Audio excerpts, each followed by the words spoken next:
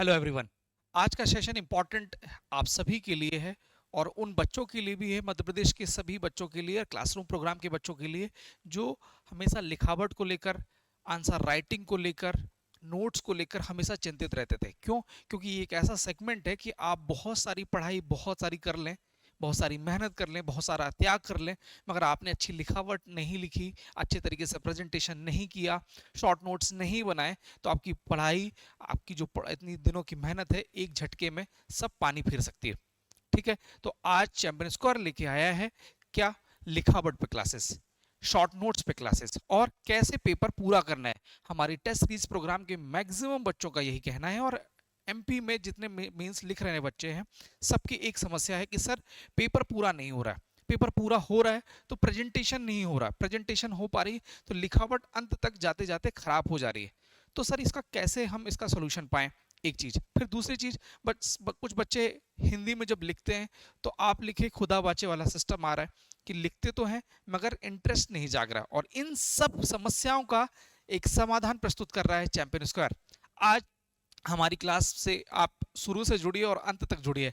आपको प्रत्येक एक एक मिनट में आपका कुछ एक नया जो नजरिया है चेंज करेगा चैंपियन स्क्वायर, है ना।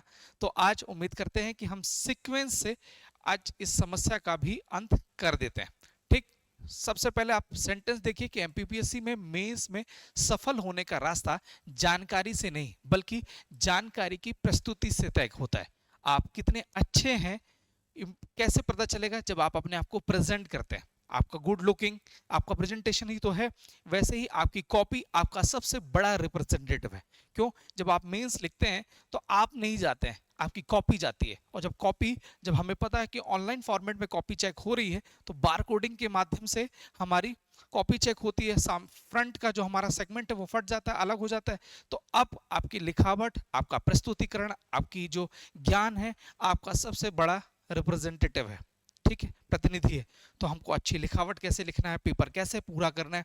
7 मार्कर में सबसे ज्यादा समस्या बच्चों के लिए वो है कि सर हम सब कुछ कर पा रहे हैं तो इंट्रो लिख पा रहे हैं क्या, सर मेन बॉडी लिखना है क्या, सर कंक्लूजन लिखना है? नहीं, ये सब डिपेंड करता है क्वेश्चन के नेचर पे कि कैसा क्वेश्चन का नेचर होना चाहिए। और हम आज उन मॉडल आंसर के बारे में भी डिस्कस करेंगे कि हर प्रश्न के नेचर के अकॉर्डिंग हमें अपना आंसर लिखना है।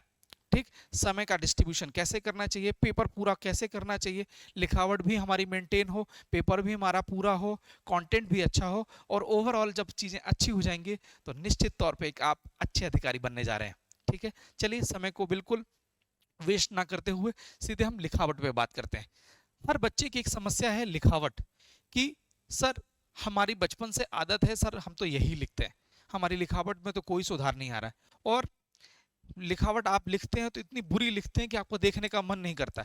जैसे करते हैं ऐसे लिख रहे हैं कुछ बच्चे, कुछ लोग ऐसे लिख तो रहे हैं बट तो भी स्पष्ट नहीं है। जैसे करते हैं एक ऐसे भी लिख रहे हैं, कुछ बच्चा प्रॉपर लिख रहा है करते हैं। अब बताइए किसके साथ न्याय होगा? इनके साथ होगा, इनके साथ होगा, इनके साथ होगा, इनके साथ। जब चीजें स्पष्ट दिखती हैं तो जांचने वाले को भी आसानी हो जाती है। और ये चीज कॉमन फेनोमेना है, ह्यूमन साइकोलॉजी है कि जब चीजें साफ सुथरी दिखती हैं तो एक इंटरेस्ट जगता है, मार्क्स बढ़कर मिलते हैं। और ये आधे आधे नंबर, एक एक नंबर का डिफरेंस आपको सबसे अच्छा और सबसे अलग बना सकता है। ठीक है गाइस, तो सबसे पहले हम जानते हैं कि सबसे पहले लिखावट की समस्या क्या है लिखावट जो हमको कहीं ना कहीं परेशानी का सबब बनी हुई है। सबसे पहले हमने आदत में शुमार कर लिया कि सर हमारी तो एक बचपन से आदत है, हम तो अब सुधार नहीं करेंगे। तो ये रवैया भी आपकी पतन का सबसे बड़ा कारण है। नहीं, हम नए बच्चे हैं, 22 साल का बच्चा कह रहा है सर हम बचपन से ही सीख रहे हैं। तो भैया आप 22 साल के हुए हो, 21 साल के हो, अभी आप बूढ़े नहीं हुए हो। सबसे पहले लर्निंग वाली प्रोसेस हमको एक्टिवेट रखनी पड़ेगी कि नहीं सर हम सुधार कर सकते हैं। हम आप जैसे जैसे बताते चलेंगे हम उसको फॉलो करेंगे। अभी हम आगे की क्लास में यही बताने जा रहे हैं कि कैसे करना है। फिर सर पेन, कुछ लोगों की लिखावट खराब होने का कारण ये है कि पेन का सिलेक्शन बहुत घटिया है। जेल पेन से लिख रहे हैं, 2 रुपए वाले पेन से लिख रहे हैं, और ऐसी मोटी निब वाले पेन से लिख रहे हैं। कुछ तो बड़ी मोटी पेन से लिख रहे हैं या तो बहुत पतली निब से लिख रहे हैं। आप याद रखिए ये कॉपी जो है ऑनलाइन फॉर्मेट में चेक हो रही है तो आपका जो पेन होना चाहिए 0.55 से 0.7 वाला होना चाहिए, जिसमें आपकी कॉपी ना ज्यादा मोटे अक्षर वाली होनी चाहिए ना जितने बारीक अक्षरों वाली, मीडियम पेसर होना चाहिए। जैसे बॉलर में भी मीडियम पेसर होता है वैसे ही पेन भी होनी चाहिए। जेल पेन का यूज नहीं करना है। जब स्ट्रिक्टली एमपीपीएससी ने बोला है किसका यूज करना है, वॉल पेन का यूज करना है, तो हम वॉल पेन कौन सा वाला, नीला, हमको ब्लैक की बात नहीं करनी। मार्केट में आपको भ्रमित करने के लिए कुछ बोलेंगे कि ब्लैक से भी लिख सकते हो, लिख तो आप लाल से भी सकते हो, मगर आपको अधिकारी बनना है ना। अब जब जो शासन, अच्छा अधिकारी क्या होती है, जो ऊपर के दिए हुए निर्देश हैं उसका अक्षरशः पालन करना। हमको भी जो ऊपर मध्य प्रदेश शासन के जितने अधिकारी हैं, या रूल बुक में जो आ रहा है कि ब्लू पेन से आपको लिखना है, तो हमको ब्लू पेन से लिखना है, हमको आर्गुमेंट नहीं करना है। एक अच्छा सिविल सेवक, हम लोग अभी जो मॉक हमारे सर मॉक कंडक्ट कर रहे हैं उसमें देख रहे हैं कि कुछ बच्चों का डैफ में क्या लिख रहे हैं कि समन्वयकारी, निरंतर सीखने वाला। जब बात हमें, जब टीचर समझाते हैं या हमारे सर समझाते हैं तो क्या बोल रहे हैं कि नहीं नहीं नहीं सर ये तो हमारा वाला सही है। तो आपका समन्वयकारी नेचर दिख जाता है कि आप चीजों को तेजी से सीखने वाली प्रोसेस नहीं है, आप अड़ियल रवैये वाले हो। और अड़ियल रवैया जीवन में एक अच्छा अधिकारी कभी नहीं बनने देगा और अच्छा इंसान भी नहीं बनने देगा। यही है। फिर खुद से हार स्वीकार कर लेने वाला कि नहीं भैया अब हमसे नहीं हो पाएगा, सर अब तो इस इतने में इतना नहीं हो पाएगा, इतनी राइटिंग में इतना नहीं हो सकता है, ये भी गलत एटीट्यूड है। फिर सुधार का प्रयास ना करना। कुछ लोगों का मन तो होता है मगर केवल सोचते रह जाते हैं, प्रयास नहीं करते।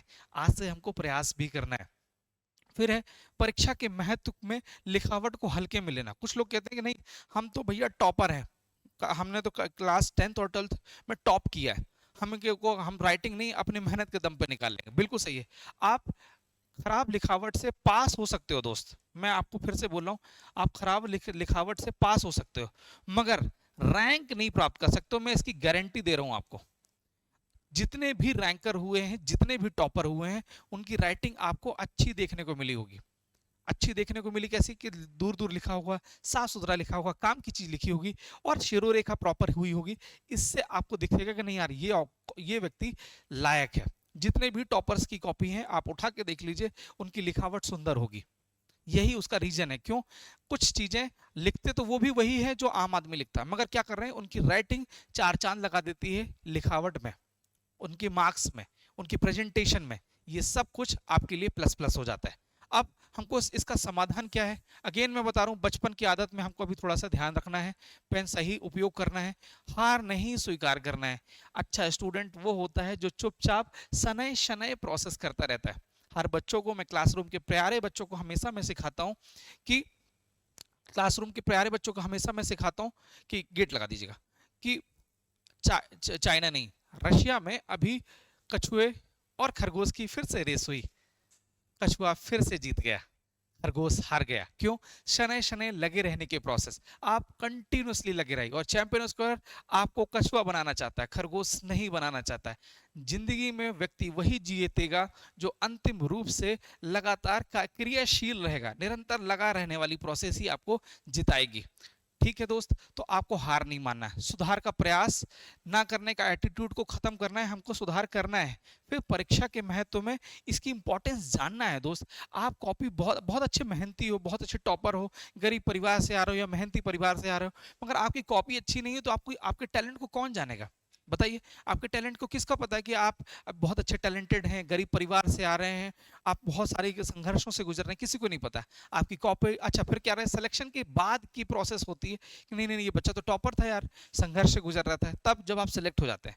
अभी से हमको अपना एटीट्यूड चेंज करना है कि नहीं, जितनी हमारी मेहनत इंपॉर्टेंट है, जितना पेपर इंपॉर्टेंट है, जितना सिलेबस इंपॉर्टेंट है, उतनी लिखावट भी इंपॉर्टेंट है। ठीक, अब क्या करना है, प्रतिदिन 10 से 20 लाइन एक ब्लैंक कॉपी ले लीजिए या रूल्ड कॉपी, लाइन वाली कॉपी ले लीजिए और उसमें 10 से 20 लाइन न्यूज़पेपर को देख के लिखना है। अब क्या लिखना है, आपको अशुद्धियां वाला सेगमेंट नहीं काम करना है, जैसे न्यूज़पेपर के शब्द बने हुए हैं वैसे ही एज इट इज लिखने की कोशिश करना है। अब आप बोलेंगे सर इसमें तो बहुत स्लो स्पीड होती है, बिल्कुल सही है दोस्त।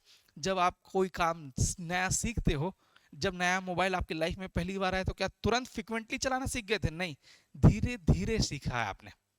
ठीक, धीरे धीरे धीरे अब आप लिखोगे तो अक्षरों पे बनावट, जब आप बनाएंगे तो पकड़ मजबूत हो जाएगी आपकी कि नहीं ये शब्द ऐसे बना होते हैं। और आपको फोर्सफुली अपने शब्दों को बनाना है। जैसे आपने बनाया ला, फिर गा, घ, छ। ये ध्यान देना है बनावट पे। जब आपकी आदत में शुमार हो जाएंगी चीजें, तो फिर आप अपने फॉन्ट को छोटे कर लीजिए, स्पीड बढ़ा लीजिए, काम खत्म। बचपन में आप साइकिल चलाना सीखते थे, तो क्या एक ही दिन में डंडा हाथ खोल के साइकिल चलाना सीखा? नहीं। पहले कैंची चलाना सीखी, डंडा पकड़ा, सीट में बैठे, पापा के साथ, पापा ने कैरियल पकड़ा, धीरे धीरे करते करते करते अब स्थिति होगी, पैडल चल रहा है, हाथ खुले हुए हैं, साइकिल चल रही है। हो रहा है ना ये बात? ये बस वही चीजें हैं। हमको सबसे पहले सीखने पे काम करना है। जिस दिन कमांड हो जाएगी ऑटोमेटिकली सीख जाएंगे आप। फिर अक्षरों की बनावट पे भी ध्यान देना है। अभी हम और भी डिस्कस करेंगे। अभी न्यूज़पेपर हमने डाला है, विशेष ध्यान देना है इस पे कि बनावट कैसे कर रहे हैं, साफ सुथरे दिख रहे हैं कि नहीं दिख रहे हैं। जैसे चा बना रहे हैं, तो कुछ लोग ऐसे बनाते हैं चा, कुछ लोग यूं बनाते हैं चा, चम्मच, ठीक, छाता। याद रखिए, ये छोटी छोटी प्रोसेस आपको एक दिन बहुत अच्छा अधिकारी बना देगी। ठीक। और वो सीनियर स्टूडेंट्स जो आपको लगता है कि मुझे नहीं सीखना, मगर मैं आपसे अनुरोध करूंगा कि आप अपने भीतर सीखने का भाव जरूर रखिएगा। ये मत रखिएगा कि मैंने 5 मेंस दिए हैं तो मुझे अब सीखने की जरूरत नहीं है। मैं उनसे विशेष अनुरोध करूंगा कि अपने इस 5 मेंस के एक्सपीरियंस को आप थोड़ा सा हमसे सीखकर, चैंपियन स्क्वायर से, ये कंट्रीब्यूशन से सीखकर आप अपने अपने जीवन का गुणोत्तर वृद्धि में इसको शामिल करें। गुरूर से, ये अगर ये सोचेंगे नहीं नहीं ये सब नॉर्मल बातें हैं, तो फिर इससे आपका उत्थान नहीं हो सकता। मेरा आपसे विशेष अनुरोध है कि आप भी इसमें कुछ ना कुछ सीखने का प्रयास करिएगा। फिर मात्राओं का और शिरोरेखा का विशेष ध्यान रखना। अब मात्राओं का क्या है, कुछ लोग, जैसे हमने लिखा अक्षरों, कुछ लोग ऐसे लिख रहे हैं। अब ना ये मात्रा है ना ये डंडी है, ये क्या है हमें भी नहीं पता। अब एग्जामिनर को यही चीज बुरी लगती है कि बच्चा कितना नॉन सीरियस है। अक्षरों को आपको यूं लिखना है, ऐसे करके। कितनी बढ़िया कॉपी लग रही, कितना बढ़िया शब्द दिख रहा है ना? लिखना है आवश्यकता। शिरोरेखा इसको कहते हैं, ऊपर की जो लाइन है इसको शिरोरेखा कहते हैं। कितना बढ़िया दिख रहा है। और दोस्त, मैं आपकी जिंदगी में कुछ ना कुछ अच्छा इसलिए करने की कोशिश कर रहा हूं क्योंकि मैंने खुद भी अच्छा करने की कोशिश की। कोविड के टाइम पीरियड में मैंने भी अपनी लिखावट, ये जो लिखावट है ये मेरी स्वयं की लिखावट है। पीपीटी में ये जो प्रिपेयर करके आया हूँ, ये आप लिखावट देखिए, आपको देखने में अच्छा लग रहा होगा। कहीं भी मात्राओं की मिस्टेक आपको देखने को नहीं मिलेंगी। क्यों? हमने भी इस प्रोसेस का पार्ट बनाया अपने आप को, और धीरे धीरे करते करते चीजें कमांड में आ गई। तो क्या करना है आपको, डेली 10 से 20 लाइन आपको न्यूज़पेपर को छापना है। एज इट इज छापने की कोशिश करना है। टेलीग्राम में बहुत जल्दी ग्रुप बनाने वाला हूँ जिसमें आप अपनी चीज़ों को भेजते रहिए। अगर समय मिलेगा हम लोगों को तो आपको रिव्यू भी देते रहेंगे। फिर अक्षरों की बनावट पे भी ध्यान देना है। फिर मात्राओं और शिरोरेखा पर भी ध्यान देना है। फिर यह प्रक्रिया लगातार 15 दिन, कुछ लोग तो 30 दिन बोल रहे हैं, मगर मैं आपको इनिशियल लेवल पे 15 दिन के लिए आपको लिमिट देता हूँ। 15 दिन तक आप ये काम करिए। अनार से शुरुआत करिए, कि केवल आपको क्या करना है, धीमी शुरुआत, बड़े फॉन्ट, जो अपनी रूल वाली कॉपी आती है ना एसईसी वाली, शुरुआत करिए बड़े शब्दों से, आ, बड़ा आ, छोटी ई, बड़ी ई। फिर जब आपकी कमांड आ जाएगी तो यही जो लाइन है इसके छोटे शब्द बनाइए, छोटा आ, बड़ा आ, छोटी, बड़ी। और याद रखिए, बनावट पे ध्यान देना है आपको। आप अपना वाला आ मत लिख देना, ऐसे वाला नहीं, अच्छा वाला लिखना है। ठीक है। फिर लिखने की स्पीड पहले अपनी धीमी रखिए, धीमी स्पीड रखिए, बार बार बार बार बार बार आप लिखिएगा। और एक टाइम ऐसा आएगा जब आपके अक्षरों पे कमांड हो जाएगी, ऑटोमेटिकली आप सेंटेंस फॉर्म करना चालू करेंगे। और जब सेंटेंस फॉर्म करेंगे तो आप जब अच्छी लिखावट लिखते हैं ना, तो आप में कॉन्फिडेंस नेक्स्ट लेवल पे होता है। और यही आप सभी को करना है दोस्त। फिर है, ये मैंने बोला न्यूज़पेपर को छापना है। जैसे अहमदाबाद से पहले तो हमको क्या करना है, खाली बैठे, ये रूल्ड वाली कॉपी आ गई अपनी, ठीक, ये ऐसी कॉपी होगी आपकी। अहमदाबाद छापना है तो आपको क्या करना है, अहमदाबाद, और ये शिरोरेखा खींच देना है। समझ में आया? फिर आपको क्या करना है, जब ये शब्द बड़े बड़े हैं, आपकी लग रहा है कि अब मुझसे शब्दों की बनावट आ गई, तो आप क्या करना है, आप छोटे छोटे शब्द बना लीजिए। अहमदाबाद,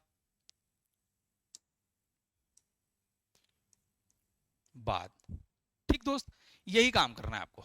जैसे इंग्लिश मीडियम वाले बार बार ऐसे लिख सकते हैं, या लिखावट ऐसे इंग्लिश मीडियम में सुधार सकते हैं। English medium, Hindi medium, English medium के मोस्ट प्रोबेबली यही चांसेस रहते हैं कि हमेशा उनकी लिखावट अच्छी है। हिंदी मीडियम में दिक्कत जा रही है कि वो लिख नहीं पाते हैं। तो कमांड आपको रखना है एज इट इज, यही ये पूरा जो सेंटेंस है, इससे क्या आपका करंट अफेयर भी अपडेट हो जाएगा और लिखावट की लिखावट सुधार जाएगी। ठीक है दोस्त। फिर ये देखो मेरा हैंड रिटन लिखा हुआ सेगमेंट, उम्मीद है कि आप इसको बहुत अच्छे से देख पा रहे होंगे।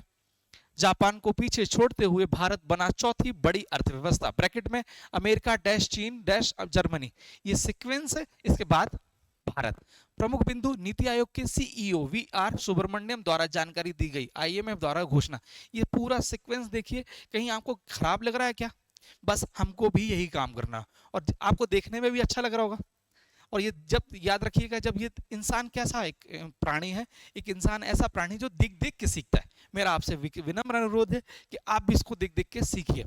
आप निश्चित तौर पे बेटर करेंगे आने वाले 15 से 20 दिनों में। आप इससे लाभ क्या होता है, इससे क्या होता है, जब आप बहुत अच्छा लिखते हैं तो प्रस्तुतिकरण सुधर जाता है। एग्जामिनर पे क्या होता है, सकारात्मक इंपैक्ट पड़ता है कि नहीं यार अच्छी राइटिंग है, लेबोरियस बच्चा है, मेहनती बच्चा है, ईमानदार बच्चा है, इसको नंबर देंगे अपन, इसका नंबर हमें नहीं काटना है, होता है। फिर ये सेम प्रोसेस बचपन की है कि जब बचपन में आप अपने दादाजी से कॉपी चेक करवाते थे तो दादाजी क्या बोलते थे कि भैया अच्छी राइटिंग लिखो। सही बात है, दूर दूर लिखियो बिटिया, दूर दूर लिखो, साफ सुथरा लिखो, काम की चीज लिखो, पॉइंट्स पे लिखो, बार बार फालतू की अशुद्धियां मत करो, काटा पीटी मत करो, यही बोलते थे। एक अधिकारी में भी वही निशानी होनी चाहिए। जब आप कॉपी लिख रहे हो तो दूर दूर लिखिए, काम की चीज लिखिए, पॉइंट्स पे लिखिए, अंडरलाइन करिए, शिरोरे रेखा खींचिए। आप जब ये करते रहेंगे तो आप एक ऑटोमेटिकली बहुत अच्छा व्यक्तित्व बन के निखरेंगे। ठीक, याद रखिए जब आपकी चीजें अच्छी होती है तो सब कुछ अच्छी होती है। वो दिखने में भी अच्छा होता है व्यक्ति, बोलने में भी बहुत अच्छा होता है, लिखने में भी बहुत अच्छा होता है, और बाय हार्ट भी बहुत अच्छा होता है। ये है तो अच्छी लिखावट, अच्छी संरचना, अच्छा व्यक्तित्व का फायदे। उत्तर संरचना और बिंदुओं की स्पष्टता इससे दिखती है कि भाई आपने पॉइंट्स पे लिख दिया, काम की चीज लिखी, आगे बढ़ गए। आपको याद रख, अभी मैं तो अभी आंसर राइटिंग पे भी डिस्कस करता हूँ। ठीक, अब देखिए शॉर्ट नोट्स की बात है। लिखावट में मैं मुझे लग रहा है कि आपको कुछ नहीं करना है। 15 दिन की प्रोसेस, अगेन रिवीजन करा दे रहा हूं। 15 दिन की प्रोसेस है। 15 दिन में क्या करना है हमको, क्या है, प्रतिदिन न्यूज़पेपर की 10 से 15 लाइन क्या करनी है, एज इट इज छापनी है। ठीक, उतारनी है।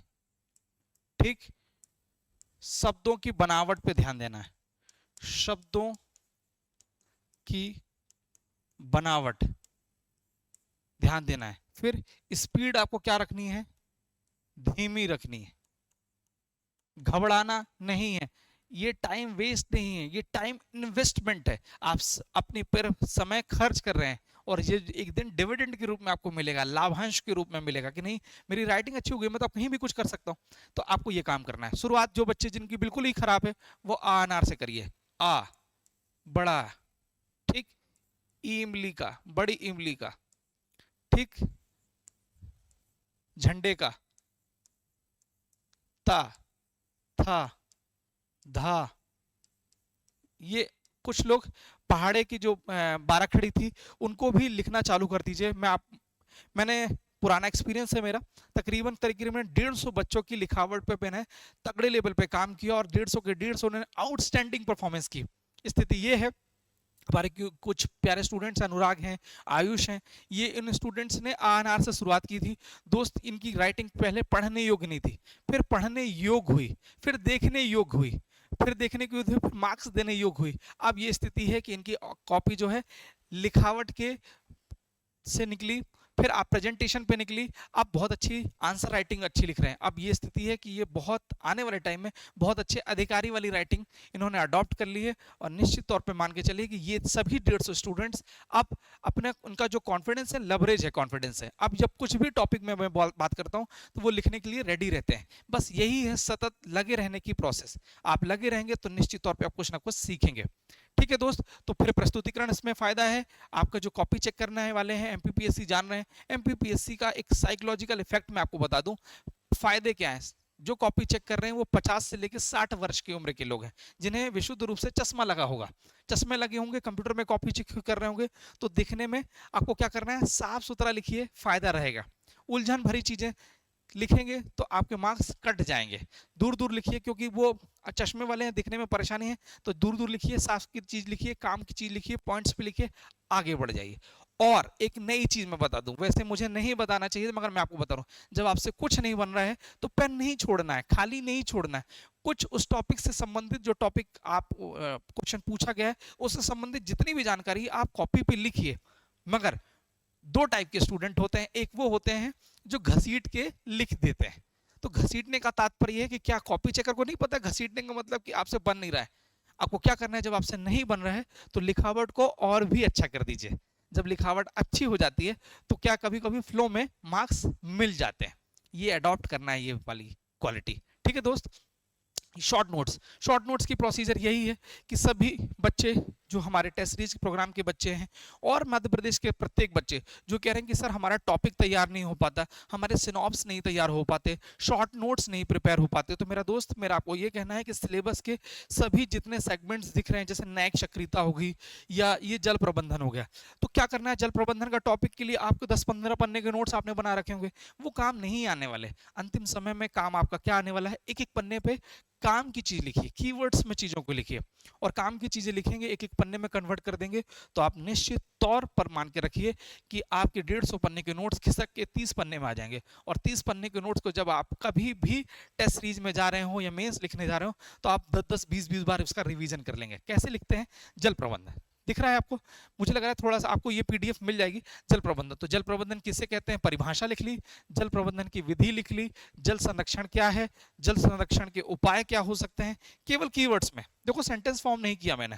फिर कौन कौन सी कार्यक्रम है, कौन कौन सी योजनाएं हैं, जल प्रबंधन एवं संरक्षण की कौन कौन सी चुनौतियां हो सकती हैं, और इसका समाधान। समाधान को ही योजना बोलते हैं। समाधान लिख दो, कुछ आंकड़े लिख लो, कुछ आंकड़े आ जाएंगे,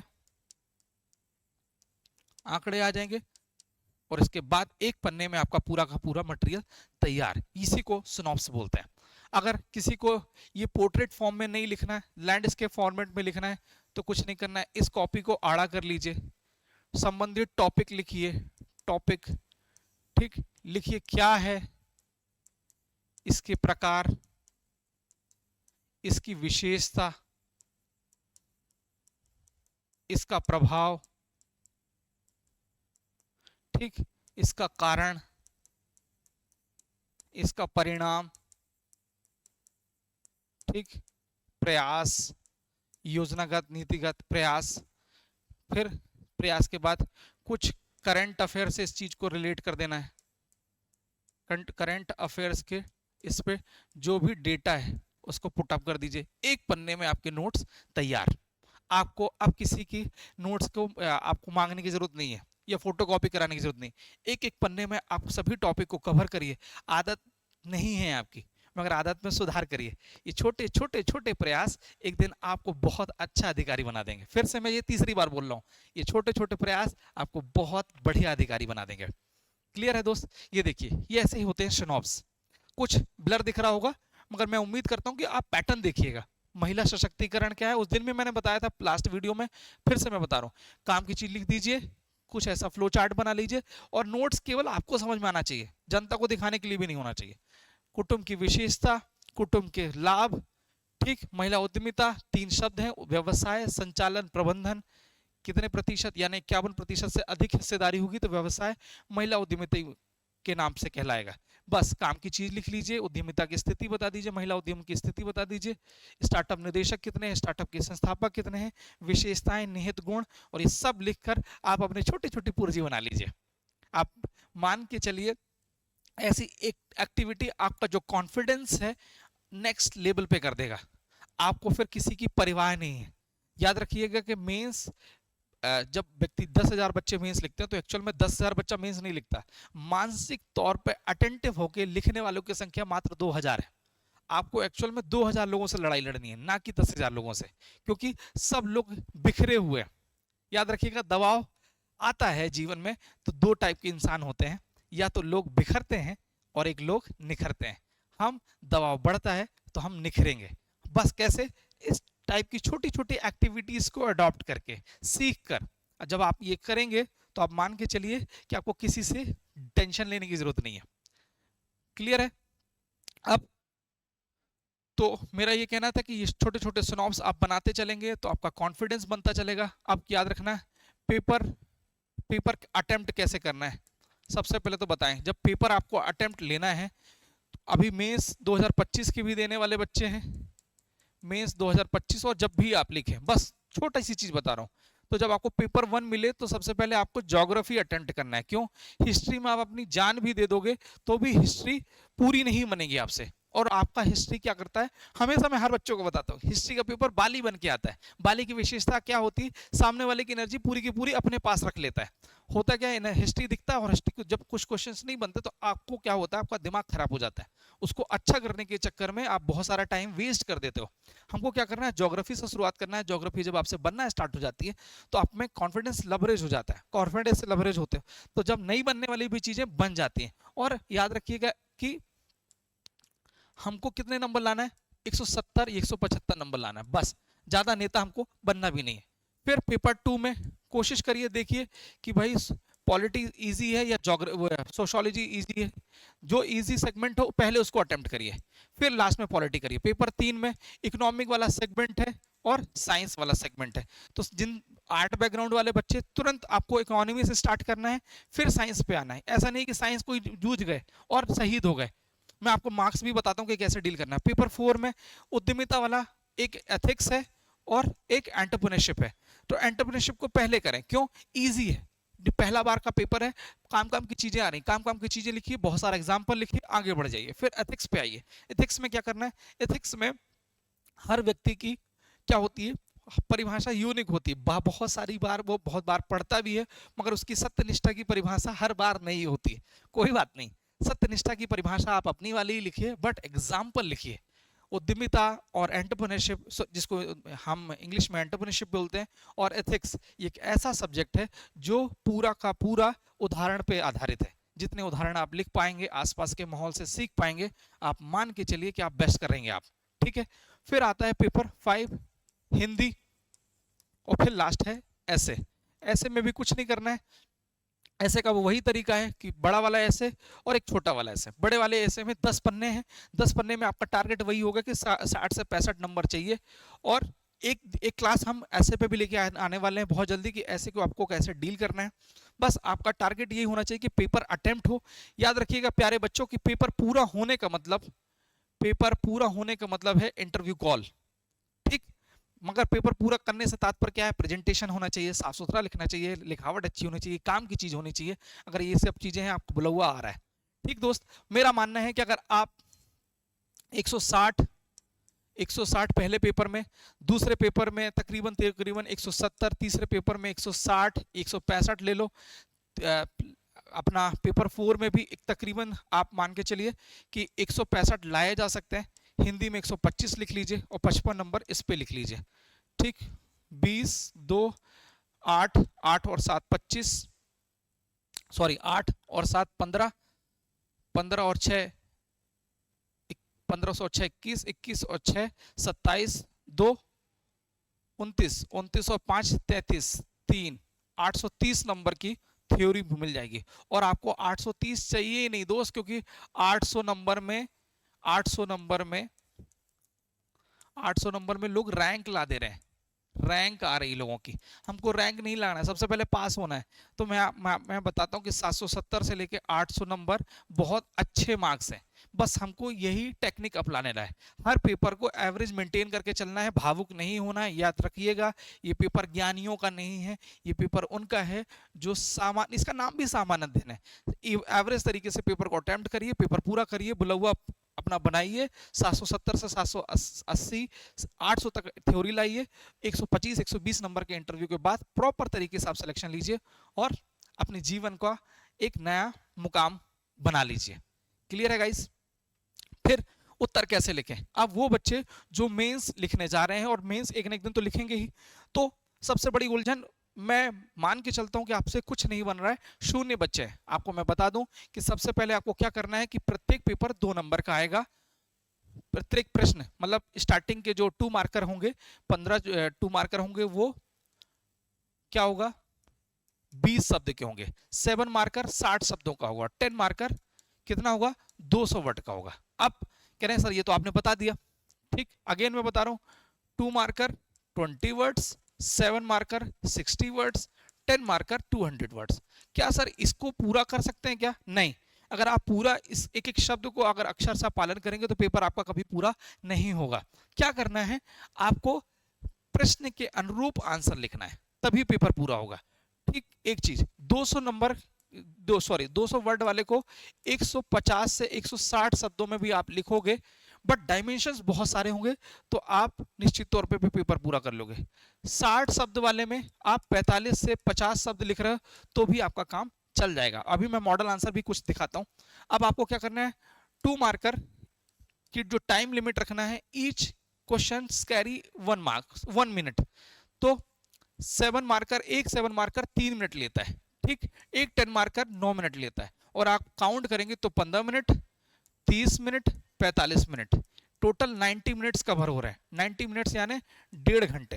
1.5 घंटे में हमको को करना है। तो यानी कि जब आपको 10 बजे पेपर मिलेगा तो 10 बजे से 10:15 तक आपका 2 मार्कर हो जाना चाहिए। 7 मार्कर को 30 मिनट देना है, यानी कि आप ईच क्वेश्चन कैरी 3 मिनट्स, तो 3 3 3 दहम 30 मिनट में आपको 10 हो जाना चाहिए, और लास्ट के 45 मिनट आपको 10 मार्कर को देना है। क्लियर है गाइस? एक तरीका वो है जिनका पेपर पूरा नहीं हो रहा, 2 मार्कर लिखिए। जो 7 मार्कर आपसे बन रहे हैं उनको पहले कर लीजिए 5, और फिर 10 मार्कर में कूदिए जो आपसे बन रहे हैं। फिर तुरंत 10 मार्कर से वापस आना है। वो 7 मार्कर जो आपसे नहीं बन रहे, बस उनको निभाना है आपको, उनको डील करिए, और डील करने के बाद तुरंत 10 मार्कर में आइए, काम करिए, पेपर पूरा करिए। 5 मिनट बचता है तो कस अंडरलाइन करके, हाईलाइट करके, एरो बनाकर अपनी कॉपी को एकदम संगठित कर दीजिए, और आप मानिए कि आपकी कॉपी जब साफ सुथरी दिखती है, अंडरलाइन के साथ दिखती है, तो बढ़िया कॉपी वो मानी जाती है। एग्जामिनर को भी आनंद आता है कॉपी चेक करने में। बस यही प्रक्रिया अपनानी है। देखिए 2 मार्कर में आपको मिलेंगे 4 लाइनें। प्यारो बच्चों, कुछ लोग बोलते हैं कि ये क्लोजिंग लाइन है, इस पे नहीं लिख, यही लिखना है, इस पे नहीं लिखना है। गलत। ये कुछ लोगों का कहना है कि ये 3 लाइन है, ये चौथी लाइन नहीं है। बिल्कुल गलत दोस्त। एमपीपीएससी एवरेज एक लाइन के लिए 5 मतलब 5 वर्ड्स मान के चलता है कि एमपीपीएससी की 5 शब्द लिखते हैं एक लाइन में। तो 20 शब्द का मतलब क्या है, 5 चौको 20, 5 एकम 5, 5 दूनी 10, 5 तिरी 15, 5 चौको 20। That's it. क्लियर है? तो कंफ्यूजन की पोजीशन पे नहीं रखना है कि नहीं सर ये तो 3 लाइन है। क्लोजिंग लाइन होती दोस्त, तो ये इसको ऐसा कट लगा होता है, ऐसे कट लगे होते हैं, ये नहीं है। इसका मतलब ये है कि एमपीपीएससी ने मान के चल रहा है कि 5 शब्द आप लिखेंगे इस पे, 1 2 3 4 5, 5 चौको 20, ऐसे आप लिखेंगे। अब डिपेंड करता है, कुछ क्वेश्चंस कभी कभी होते क्या है, एक वर्ड में निपट जाते हैं, कुछ लोग एक लाइन में निपटते हैं, कुछ जो है जिसमें कारण प्रभाव परिणाम ये भी लिखा जा सकता है, तो कुछ चारों लाइनें यूज होती हैं। ये डिपेंड करता है कि आपका प्रश्न कैसा है। तो आपको यहाँ क्या करना है, 1 मिनट में लिखना है, अलग अलग डायमेंशन क्या है, इसका कारण क्या है, इसका प्रभाव बता दीजिए, या कोई योजना आई तो ये कब प्रारंभ हुई, प्रावधान क्या था, ठीक, इसका परिणाम क्या हुआ, ऐसे भी लिख सकते हैं। कोई किसी के बारे में किसी ने पूछा कि योजना कब प्रारंभ हुई, तो प्रारंभ ये हुई, और एक लाइन में बता दीजिए। ठीक, आपको डिपेंड करता है कि आपका प्रश्न कैसा है, वैसे ही आपको आंसर लिखना। 7 मार्कर में 13 लाइनें हैं दोस्त, तो हम 12 लाइन है, एक लाइन ऊपर नीचे वो मान के चलते हैं कि भाई अब हो सकता है एक लाइन आप छोड़ो सेपरेशन करने के लिए, दिखाने के लिए। तो 12 पंचे 60 शब्द दिए हैं, दैट्स इट, हेंस प्रूव्ड। तो 13 लाइनें हैं, क्लोजिंग लाइन ये भी नहीं है, आपको पूरी लाइनें यूटिलाइज करना है। अब कुछ लोगों का कहना है कि सर इसमें हमसे कभी कभी नहीं बन पाता है, अभी हम डिस्कस करेंगे कि कैसे प्रेजेंट करना है। बट मैं आपको चीज बता रहा हूं कि 7 मार्कर में जो आपके शब्दों की बनावट है, शब्दों की जो बनावट है, शब्दों की बनावट, इस पे थोड़ा सा छोटी रखनी है। क्यों? जब आप छोटी बनावट रखते हैं तो आपका मैक्सिमम कंटेंट इसमें कवर हो जाता है, वो कवर हो जाता है तो काम काम की चीजें आप लिखते हैं, कॉमा में करके, इसमें सेंटेंस फॉर्म नहीं करना है, काम की चीज लिखना है, आगे बढ़ जाना है। बस यही आपको छोटी छोटी स्टेप्स जो आप फॉलो करेंगे, आपके आंसर में ये होगा क्या, 3.5 नंबर मिल जाएंगे 7 में से। प्यारे बच्चों, मैं हमेशा क्लास में भी यही बताता हूं कि हमारा टारगेट क्या होना चाहिए। 2 मार्कर में हमें 25 नंबर लेना है। 3 मार्कर में कैसे लेना है, 7 मार्कर में 3.5, यानी कि 7 नंबर के प्रश्न में हमारा टारगेट होना चाहिए 3.5 नंबर लेने का। और 3.5 नंबर इंटू 10, यानी कि 3.5 इंटू 10 35 नंबर। 35 नंबर ये, 30 नंबर ये, हमारा टारगेट होना चाहिए 90 नंबर का। 2 मार्कर में यानी 2 मार्कर में आप 25 नंबर लाए जा सकते हैं। 7 मार्कर में मैं ये नहीं बोल रहा हूँ कि आउटस्टैंडिंग लिखो, बस एवरेज लिखो, काम की चीज लिखो, 35 नंबर मिल जाएंगे।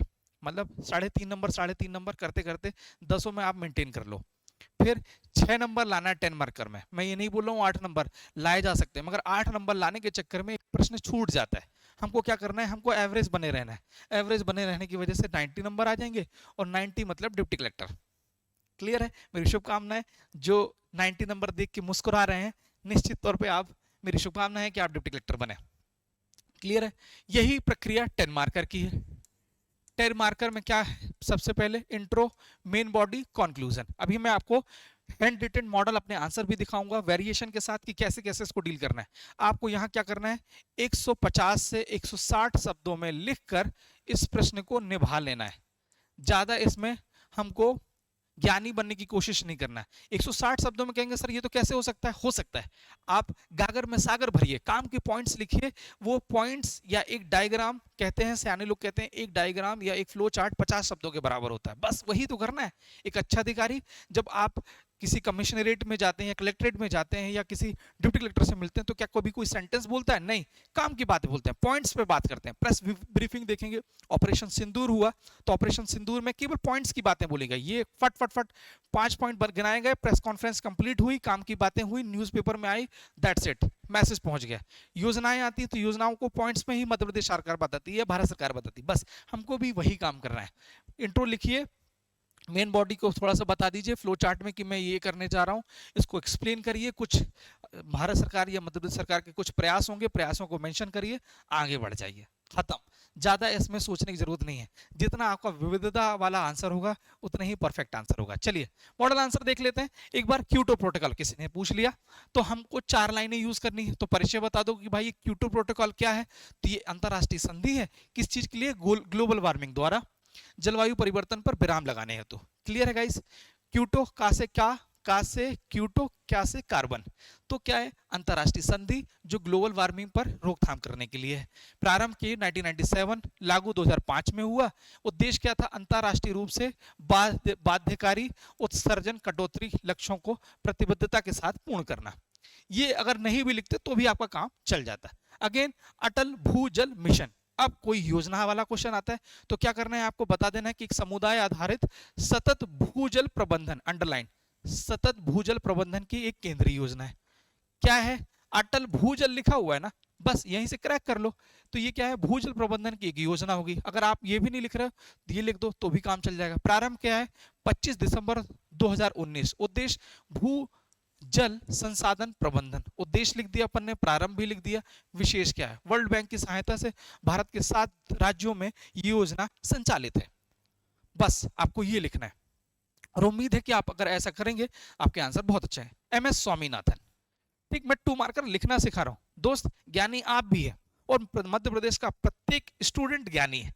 बस इस ज्ञान को हमको डिलीवर करना है अपनी कॉपी में। ठीक है, तो हम गुरूर से नहीं, हम विनम्रता के साथ। ज्ञान जब प्राप्त हो तो आपको गुरूर नहीं आना चाहिए। जब अभी कुछ लोग सेलेक्ट हो गए, हमारे साथ के लोग सेलेक्ट हो गए, तो थोड़ा सा उनमें अचानक से प्राउड आना लग गया, गुरूर आने लगा। तो याद रखिए कि वो अच्छे अधिकारी की निशानी कभी थी नहीं दोस्त, केवल आपने पोस्ट पाई है। आप ये एक जो पोस्ट थी, आपने उस पोस्ट के साथ न्याय किया। न्याय करने के बाद आप आम आदमी जैसे ही काम कर रहे हैं। एक ये दायित्व है। लोक सेवक क्या है, आपने लोक सेवा आयोग का पेपर दिया जिससे लोक सेवक बनेंगे आप। लोक सेवक क्या है, आप अपने आप को मालिक मानने लगा। याद रखिए, जब भारत का प्रधानमंत्री अपने आप को प्रधान सेवक बोल सकता है तो फिर आप मालिक की अथॉरिटी वाले तो हो ही नहीं। तो आपको विनम्रता के साथ बोलना चाहिए कि हाँ, मुझे कुछ दायित्व तो मिले हैं, मुझे कर्म नहीं है, मैं आम आदमी। वो कुछ बच्चे संघर्ष कर रहे हैं, जो उनके दोस्त, साथ के दोस्त संघर्ष कर रहे हैं, अब उनसे वो बात नहीं करते। दोस्त, यही गलत काम है। हमको और भी विनम्र होना है, सिलेक्शन के बाद और भी विनम्र हो जाना चाहिए कि नहीं सर सब आपका है, सब आपका है। जब अच्छी अच्छी चीजें हों तो दूसरों को समर्पित कर दीजिए, खराब चीज अपने पास ले लीजिए। अभी सावन का त्योहार चल रहा है और भगवान शिव सावन के जो टाइम पीरियड में सबसे ज्यादा क्यों पूजे जाते हैं? कभी आपने विचार किया? इन्होंने विष का प्याला पिया, खराब खराब चीजें अपने पास, अच्छी अच्छी चीजें पूरी दुनिया को बांट दी। ये है हमारे महाकाल। बस यही काम करना है। अच्छे स्टूडेंट की निशानी होती है जब वो ज्ञान प्राप्त करे तो और भी ज्यादा विनम्र हो जाए, और विनम्रता की निशानी यही कि आपको चीजें सीखते रहना है बस। एम एस स्वामीनाथन द्वारा क्या है, प्रसिद्ध एक कृषि वैज्ञानिक है। सम्मान क्या है, पद्म भूषण लिया उन्होंने। भारत भारत रत्न, इसमें भारत रत्न 2004 को प्राप्त हुआ। विशेष क्या है, भारत में हरित क्रांति के जनक है। प्रधानमंत्री कृषि सिंचाई योजना फिर जैसे महिलाओं से संबंधित प्रमुख मुद्दे, कुछ लोग क्या करते, महिलाओं कि बता देते कि महिलाओं की ये आर्टिकल में इसमें योगदान है, आप समस्या लिख देते और पॉइंट्स बना के समस्या लिख देते, ठीक, जिसमें आप चाहे के भी अब आपसे बन रही थी चीजें मगर आप लिख नहीं पा रहे थे। क्यों? क्योंकि आपके पास स्पेस कम था। मगर 7 मार्कर का जो स्पेस है वो प्रत्येक टॉपर के लिए भी और एवरेज स्टूडेंट सबके लिए सेम मिल रहा है। क्या करना है, इसको 4 भागों में बांट देना है। महिलाओं से संबंधित मुद्दे, सामाजिक मुद्दे, आर्थिक मुद्दे, शिक्षा संबंधित, स्वास्थ्य मुद्दे, और जितनी चीजें हैं ये आप पढ़ लीजिएगा, मैं आपको बताऊंगा नहीं, बस आपको ये देख लेना कि जितने डायमेंशन से मैंने अब यहाँ कवर कर दिया, काम बन गया आपका। कोई दिक्कत परेशानी? मुझे लग रहा है आप ये कर पाएंगे। अब यही आपको करना है, क्लियर है? हम 4 भागों में बांटेंगे, ये क्वेश्चन पे डिपेंड करता है। जिसमें सीधे पूछा क्या है, महिलाओं से संबंधित प्रमुख मुद्दे बताइए, हम सीधे मुद्दों पे बात करेंगे, हम इसमें भूमिका नहीं बनाएंगे। और कोई अच्छा मुद्दे हैं तो एक अच्छा स्टूडेंट क्या होगा, समाधान भी प्रस्तुत करता है। तो मैंने लास्ट में केवल मेरे पास सिंगल लाइन थी तो क्या कर दिया, नारी शक्ति वंदन अधिनियम, दूसरा लाडली बहना योजना, खत्म।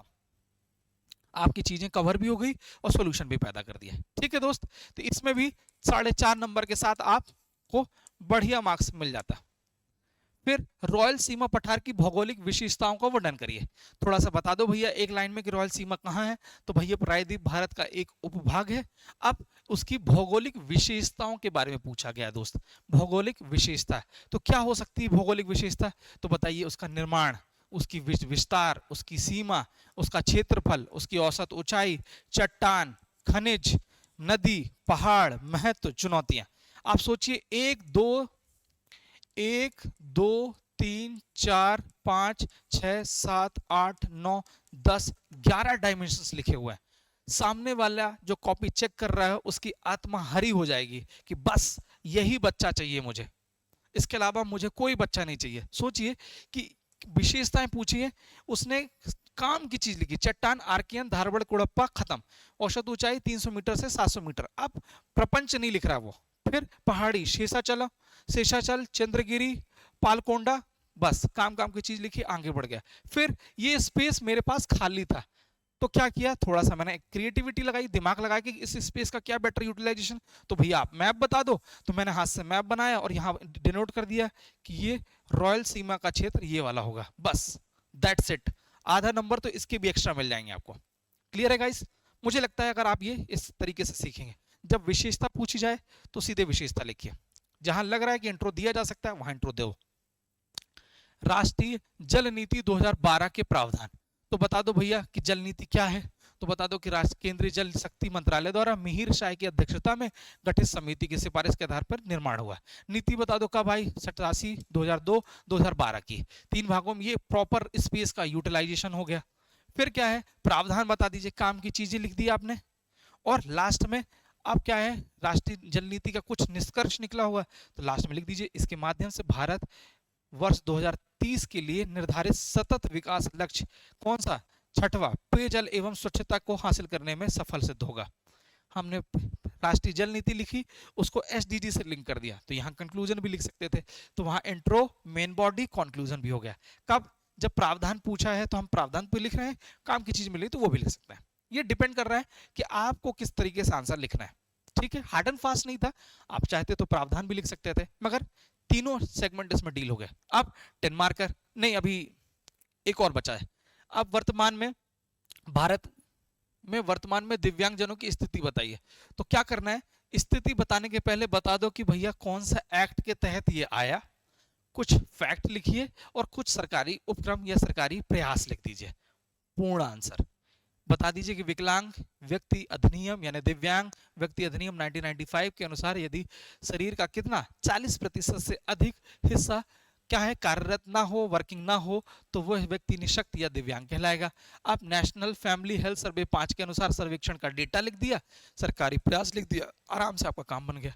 अब जब आपके पास मात्र 1 मिनट का समय बचा हो तब आप क्या करोगे, तो केवल 1 या 1.5 मिनट का समय बचा हो और एग्जामिनर आपसे कॉपी छुड़ाने वाला हो, तो हमको कॉपी में खाली नहीं छोड़ना है, पेन नहीं डाउन करना है, हमको कुछ ना कुछ लिख देना है। वैधानिक प्रयास उसने पूछा क्या है, श्रमिक वर्ग के उत्थान हेतु वैधानिक और योजनागत प्रयासों का उल्लेख करिए।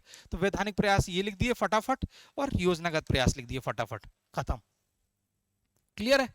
फिर पुराणों में वर्णित सागर का वर्णन करिए।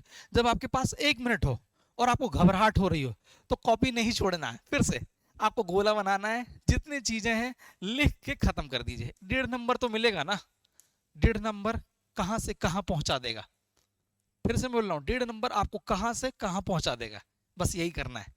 काम काम की चीज लिखना है, ये 1 मिनट में आराम से हो जाएगा आपका प्रश्न। क्लियर है गाइस। फिर है 10 मार्कर। 10 मार्कर में फिक्स कर लीजिए 3 से 4 लाइनों का इंट्रो होगा, ठीक। फिर एक आएगा क्या,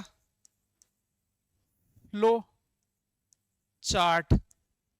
फ्लो चार्ट कैसा, बीच में बता दो। देखो होता क्या है, फ्लो चार्ट का मतलब क्या है, हम अपने बड़े बुजुर्गों से भी और सीनियर प्रोफेसर से मैंने पूछा तो क्या है सर फ्लो चार्ट क्यों बनाना चाहिए, तो उन्होंने बोला कि फ्लो चार्ट का मतलब आगे की रूपरेखा आप इसके थ्रू बता देते हो कि मैं आगे चल के क्या क्या करने वाला हूँ, क्या क्या डायमेंशन दिखाने वाला हूँ, और यही काम है फ्लो चार्ट का। तो क्या पूछा कि भारत में उच्च शिक्षा प्रणाली से संबंधित चुनौतियों को बताते हुए उन चुनौतियों के समाधान का के उपाय भी बताइए। तो हमने बता दिया कि उच्च शिक्षा किसे कहते हैं, कुछ चुनौतियों को हमने क्या किया, टाइटल बनाया, काम की चीज लिखी, टाइटल बनाया, काम की चीज लिखी। आप हो सकता है इसको यूं करके पॉइंट्स पे भी लिख सकते हो, काम की चीज लिखो, सेंटेंस फॉर्म मत करो। और इस तरीके लिखने के बाद भारत में इसके कौन कौन से प्रयास किए गए और लास्ट में कंक्लूजन लिख देना है। क्लियर है। उम्मीद है कि आप इस चीज को सीखेंगे। ये पीडीएफ आपको मिल जाएगी ग्रुप में, चिंता का विषय नहीं है ये, ठीक। फिर है बालिका शिक्षा प्रोत्साहन पर विस्तार पूर्वक बताइए। तो 2011 के अनुसार बालिका शिक्षा की क्या परिभाषा है, कितने आंकड़े हैं, स्टार्टिंग लिखिए, 3 से 4 लाइन का डेमो वो इंट्रो। फिर आप सुझाव बता दीजिए, सुझाव को एक्सप्लेन कर दीजिए। देखिए अब क्या किया, मेरे पास जब समय कम है तो मैंने पॉइंट्स का भी सब पॉइंट बना दिया, ठीक। स्कॉलरशिप, वित्तीय सहायता, सेंटेंस फॉर्म नहीं किया। ये देखिए कितना अच्छा लग रहा है देखने में। काम की चीज लिखी, आगे बढ़ गए, फुर्सत। कोई भी आपके वर्ड काउंट नहीं करता है, बस ऐसे ही आपको लिखना है, ठीक। सामुदायिक और सामाजिक जागरूकता, ये मेरा खुद का लिखा हुआ है दोस्त। जो परिवर्तन आप दुनिया में देखना चाहते हैं सबसे पहले खुद में लाएं, मैंने खुद में लाया, ये मेरा हैंड रिटन आंसर है, ठीक। मेरी पुरानी YouTube पे क्लासेस डली हुई हैं, आंसर राइटिंग की तकरीबन 30 से 35 लेक्चर्स हैं। वो भी अगर आपको आंसर राइटिंग में सुधार करना है, लिखावट में सुधार करना है, तो वो भी लेक्चर आप जरूर देख सकते हो। प्लेलिस्ट में मैं भी उसको मर्ज करा दूंगा। परिवार की भूमिका, अन्य सुझाव, निष्कर्षता, ठीक। तो उम्मीद है कि ये वीडियो आपके लिए काम का होगा। आप आज से क्या करेंगे, आज से अपने आप को एक स्थिर गंभीर अधिकारी मानेंगे। एक चीज, अधिकारी जब गंभीर माना जाता है तो जो दिए हुए आदेश का पालन करने वाला ही अच्छा अधिकारी और कर्मचारी होता है। तो आपको सबसे पहला मेरा आपको डायरेक्शन है कि सबसे पहले आपको क्या करना है, अपनी लिखावट पे काम करना है। कोई रिवीजन करा देता हूँ, लिखावट पे काम करना है। अपने आप को आज से छोटा बच्चा मानना है, अनार से शुरुआत करना है। न्यूज़पेपर के डेली 10 से 12 पन्ने, 10 से 12 पेज या 10 से 12 लाइनें लिखना है।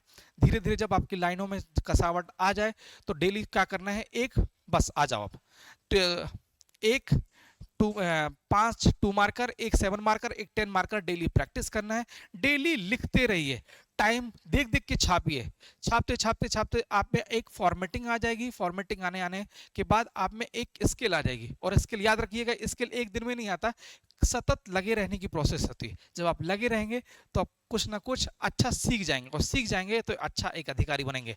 मिलेंगे इसी प्रकार के वीडियो के लिए, और इसी प्रकार के वीडियो में मैं कुछ ना कुछ आपको नया सिखाता रहूंगा। तब तक के लिए स्टे ट्यून। जय हिंद।